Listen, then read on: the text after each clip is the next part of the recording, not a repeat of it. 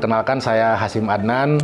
Sekarang saya diamanati untuk menjadi anggota DPRD Provinsi Jawa Barat dari Dapil Kota Sukabumi dan Kabupaten Sukabumi. Alhamdulillah, saya sekarang selain menjadi anggota Dewan juga dipercaya menjadi Sekretaris Komisi 3 DPRD Provinsi.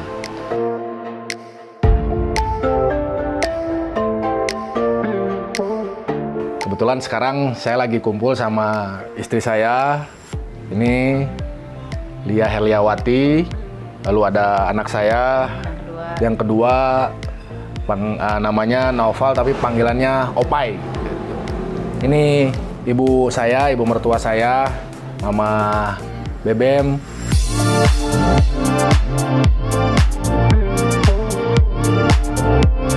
Di partai politik itu banyak kegiatan, banyak masalah tentu saja. Masalah itu dalam konteks permasalahan yang harus saya perjuangkan.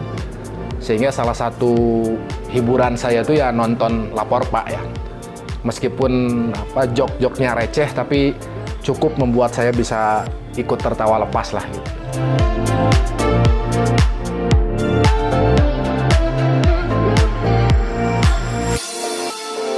Paling kalau lagi senggang saya main dengan anak-anak. Biasanya sih saya suka menyempatkan makan di rumah. Karena kalau di luar tuh agak susah nyari ikan asin sama jengkol gitu kan. Yang enak-enak, yang berbau sama sambal gitu.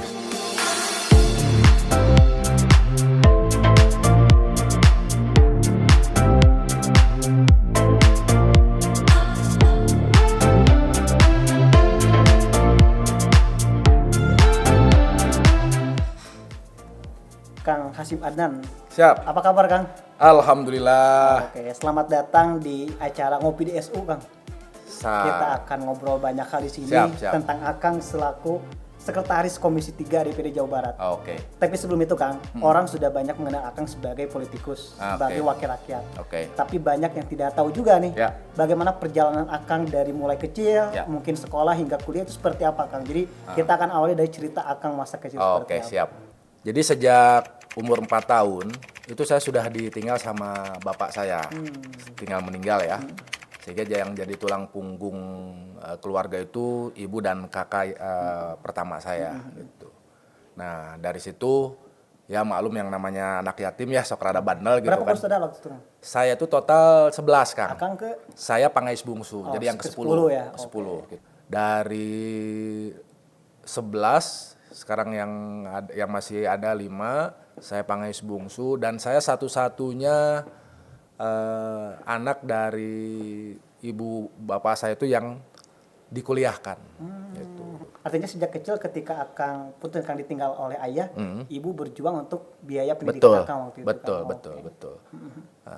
Dan karena mungkin didikan orang tua khususnya di agama sangat kuat, sehingga sejak SD itu seberes SD saya pesantren di Tasikmalaya di Manonjaya, di Miftahul Huda Manonjaya. Sebenarnya itu juga keinginan saya gitu. Saya nggak tahu waktu itu motivasinya apa, tapi ada keinginan kuat untuk pesantren. Pesantren gitu. Karena mungkin ingin hidup mandiri lah ya, belajar mandiri, sehingga ketika ditanya sama guru sekolah SD Buniwangi waktu itu tuh mau diteruskan kemana, ketika saya jawab pesantren kagetnya karena saya yang nemnya bagus. Biasanya nem bagus ke sekolah formal. Betul gitu kan. Ke SMP yang favorit lah gimana. SD akan di Cianjur waktu itu. SD di Cianjur. Lanjut ke Tasikmalaya. Lanjut ke Tasik pesantren, kurang lebih 3 tahun lebih lah saya di sana, pesantren Salap gitu kan. Itu. Nah, ceritanya ke emak saya sama kakak saya pengen pindah gitu. Nah, pindahnya ke Bogor, ke Darul Ulum. Pesantren Darul Ulum, cuman itu modern. Jadi ada sekolah formalnya dengan sekolah formalnya. Nah, karena saya tidak punya ijazah sanawiyah gitu. Setingkat SMP ya. Setingkat SMP, saya disarankan untuk ikut ujian persamaan gitu. Dan ikut kelas persiapan di Bogor itu gitu kan. Ya alhamdulillah setelah ikut persamaan dapat ijazah, setelah setahun di sana kelas persiapan saya bisa melanjutkan di kelas 1 aliyahnya lah. Oh, jenjang berikutnya. Jenjang tingkat berikutnya. SMA berarti. Tingkat ya? SMA, Okay. tingkat SMA kelas 1 gitu kan. Jadi setahun persiapan, eksperimen istilahnya, kelas eksperimen. Tahun kedua saya masuk jenjang aliyah kelas 1 atau SMA kelas 1. Itu sampai aliyah kelas 2 mau naik ke kelas 3 ceritanya gitu. Saya termasuk santri yang nakal gitu. Bandel ya? Bandel. Sehingga ketika mau masuk ke aliyah kelas 3 oleh pengurus pesantren di sana waktu itu, saya diminta untuk tidak melanjutkan di sekolah itu, di pesantren itu gitu kan. Ya poinnya disebutkan sana mah dikeluarkan lah gitu. Karena bandel gitu kan. Gini, ya gitu. Karena di pesantren Darul Ulum itu kan ketat, nggak boleh ngerokok, gitu kan, dan lain sebagainya lah. Saya agak bandel memang, saya suka ngerokok. Gitulah. Jadi ceritanya. Akhirnya pindah waktu itu. Akhirnya pindah ke Cianjur di Tanwiria. Pulang kampung berarti. Pulang kampung ceritanya gitu. Nah di Cianjur menyelesaikan sambil pesantren juga, meskipun istilahnya santri kalong kalau di Cianjur. Bolak-balik karena dekat kan rumah kan. Jadi tidak menetap di situ ya? Tidak menetap. Paling hanya ya sehari 2 hari lah kalaupun itu ada kegiatan ekstra di sana gitu kan. Sekaligus bantu-bantu pesantren gitu kan. Gitu. Itu sampai lulus di Cianjur kan? Sampai lulus di Cianjur sampai kelas 3. Nah, tidak langsung kuliah. Karena waktu itu ibu saya masih belum kebayang biaya kuliahnya dari mana, termasuk kakak-kakak saya. Betul. Sehingga waktu itu saya diminta nunggu setahun lah gitu kan, sambil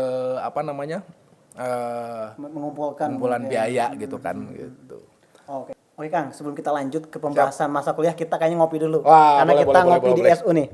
Saya siapin dulu buat Kang nih. Wih, luar biasa ini. Jadi Kang waktu itu tingkat SMA selesai di Cianjur Kang ya? Ya, di Cianjur. Oke. Dan belum langsung kuliah waktu itu karena ibu masih mengumpulkan biaya untuk kuliahnya. Oke, siap. Ini kita bikin kopi dulu. Ini kopi asli dari Sukabumi kan? Wih, luar biasa. Siap. Kopi lokal kita ya. Kopi lokal ya. Memberdayakan. Luar biasa nih. Mantap. Dulu itu Belanda ke Indonesia salah satunya adalah karena kopi. Kopi ya. Menarik memang banyak banyak potensi di negeri kita yang justru diincar oleh negara lain, tanda petik ya. Ya. Disukai oleh negara lain. Oke Kang, tadi kita lanjut, silakan minum Kang. Siap. Kopi kita coba ya. Bismillahirrahmanirrahim. Enak Kang?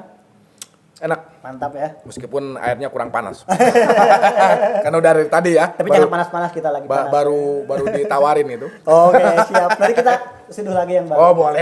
Kita kan lanjut Kang. Siap, oke. Tadi Akang selesai pendidikan tingkat SMA, sempat libur ya, tidak langsung kuliah. Ya, jadi 3 bulan setelah saya beres di Tanuriah itu, saya diminta untuk bantu-bantu di Tanuriah. Mengajar. Mengabdi lah. Sebagai alumni waktu itu. Sebagai alumni. Oke. Gitu. Nah, start Akang masuk kampus, kan dengar kan Akang di kampus itu juga menjadi aktivis Kang. Betul. Nah, mungkin cerita awal atau start Akang masuk kampus tahun berapa dan bagaimana waktu itu bermulanya Kang? Ya. Jadi waktu itu keinginan meneruskan ke kuliah itu memang sangat tinggi. Dan itu ya alhamdulillahnya ibu dan kakak juga sangat mensupport gitu kan. Ya. Karena ingin ada, ini jadi cerita kakak saya, kenapa saya dinamain Hasyim Adnan gitu. Karena waktu itu ada sosok penceramah gitu. Namanya sama Hasyim Adnan gitu. Gagah, pakai jas, ceramahnya keren. Yeah. Anu aya cok gali cok. Gali cok itu salah satu kenapa orang tua saya dan mungkin kakak saya akhirnya memberi, ketika saya lahir dinamai Hasyim Adnan karena ngelihat sosok penceramah itu. Gitu ya. Ya, jadi role model lah intinya gitu kan.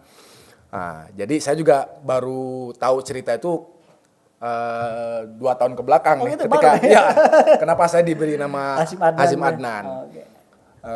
Karena pola komunikasi saya dengan kakak saya itu unik Kang. Uniknya tuh gini, tidak banyak ngobrol, tidak banyak diskusi lah gitu kan. Tapi cara mendidiknya itu luar biasa kakak saya itu. Terutama dalam ngaji lah ya, ngaji Quran. Saya bisa baca tulis Al-Quran tuh dari kakak saya. Kakak diajarkan ya. Diajarkan tuh. Galak gitu kan. Jadi ketika salah jeprot gitu kan.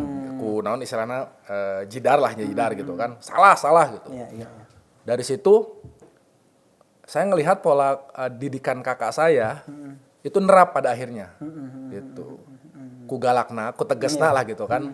Nah, itu didikan kakak saya. Tapi komunikasi jarang komunikasi. Cuman luar biasanya saya menganggap kenapa kakak saya itu jarang komunikasi dalam mendidik saya itu, justru saya anggap sebagai itu kepercayaan kakak saya.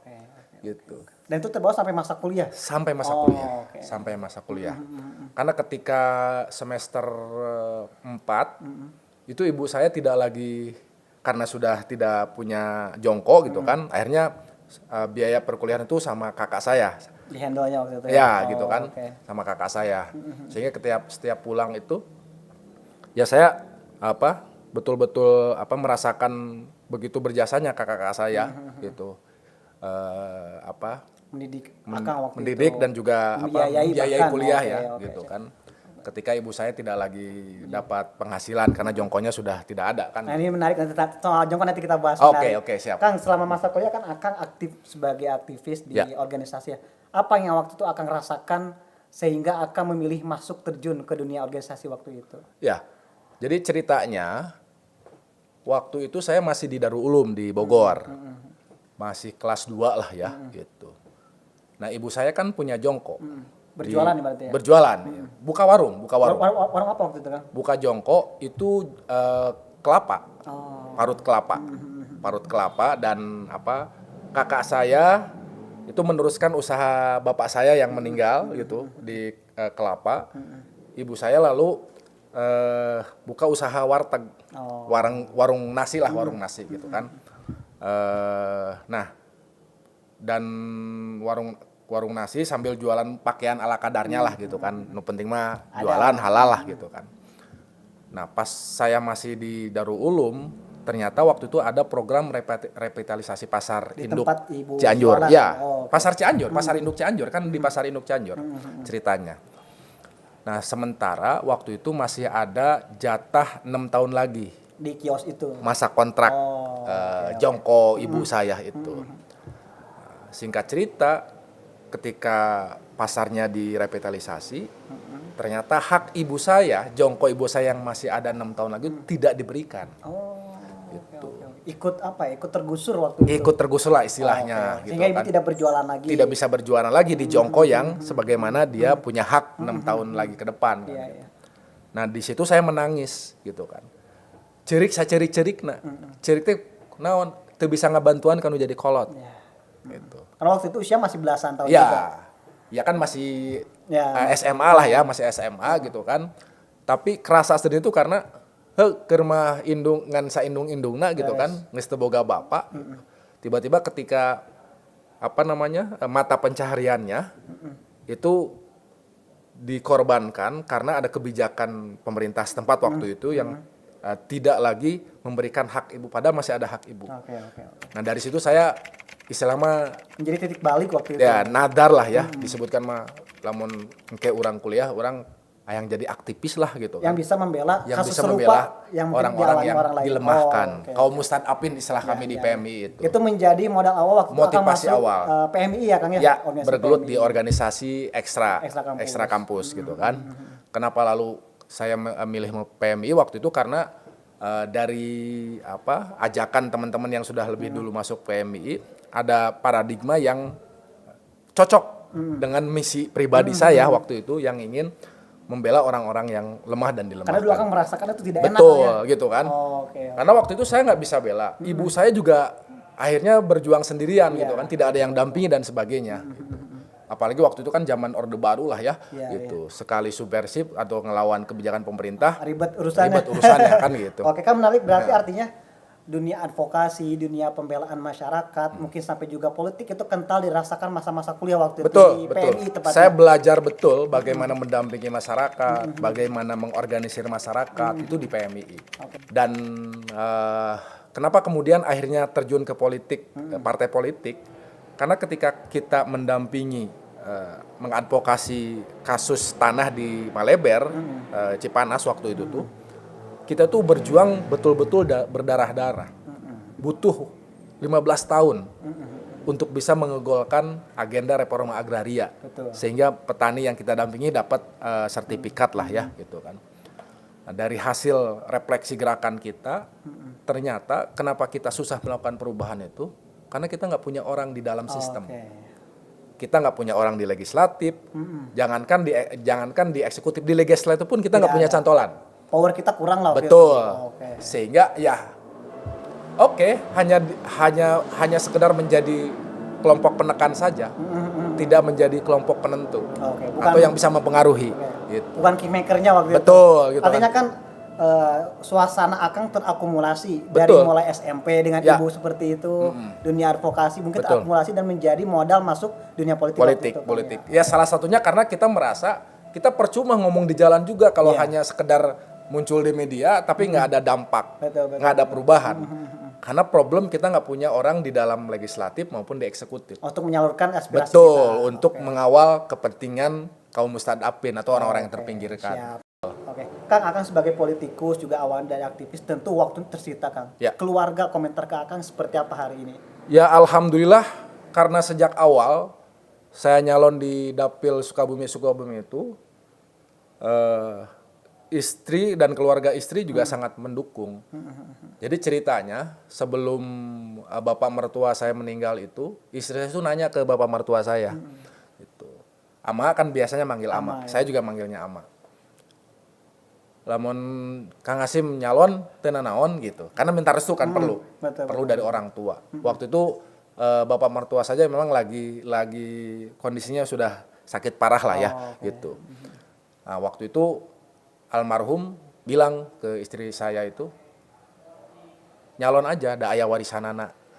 Saya sempat bertanya-tanya termasuk istri, warisan itu apa gitu kan. Orang tua, saya pribadi dari orang tua ini nggak ada kan gitu. Karena waktu itu juga sudah inilah ya, sudah mandiri. Dia masih bingung dengan makna warisan. Betul gitu dari kan. Bapak waktu itu ya. Betul. Jadi ya kan biasa kan kalau orang tua dulu tuh suka siloka. Bahasa Sundana, aya silokana gitu kan. Karena waktu itu kita nggak pernah ngebayangin gitu warisan tuh maksudnya apa. Belakangan kita bisa tafsirkan akhirnya aya garis tanganna meureun gitu tah. Sigana mah bacaan kolot baheula mah kan gitu. Dan akhirnya jadi benar ya. Jadi. Dan hari ini Akang memperjuangkan aspirasi rakyat Sukabumi kan, Kota Kabupaten di Komisi 3 betul. Terakhir sebelum ditutup boleh saya bikin closing statement lah ya. Closing statement. Pada kesempatan yang berbahagia ini saya hanya ingin meminta doa kepada semuanya, terutama updaters. Doakan saya semoga menjadi anggota dewan yang amanah, semoga jadi anggota dewan yang istiqomah, terus bisa memperjuangkan aspirasi rakyat, jadi dewan yang selalu sehat walafiat, dan selamat dunia akhirat. Hatur nuhun, terima kasih. Wallahumma fiq. Assalamualaikum warahmatullahi wabarakatuh. Waalaikumsalam.